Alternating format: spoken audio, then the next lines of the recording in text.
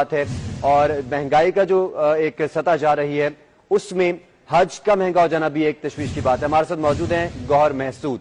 گوہر محسود، اب حج کرنے کی خواہش بھی صرف خواہش بن جائے گی؟ جی بالکل، اس سال جو رواں حج کی تیاریاں ہو رہی ہے اس سے متعلق ذرا یہ دعویٰ کر رہے ہیں کہ اس سال حج جو ہے وہ 7 لاکھ سے بھی زیادہ مہنگا ہونے کا امکان ہے۔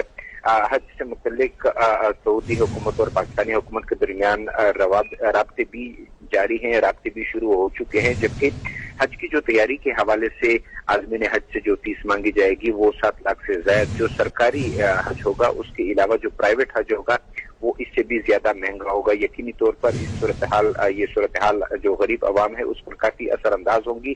ہم ابھی تک اس حوالے سے مکمل پالیسی حکومت پاکستان اور سعودی حکومت کے درمیان فائنل نہیں ہو چکی ہے۔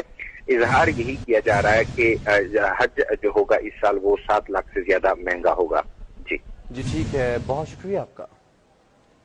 اور حج مہنگا ترین حج ہوگا اس سال کا، 7 لاکھ سے بھی اس حج کی قیمت تجاوز کر سکتی ہے، ذرائع کی جانب سے بتایا جا رہا ہے، اور یہ جو حج کے خواہش مند مسلمان ہیں ان کے لیے ایک تشویش کی بات ہے۔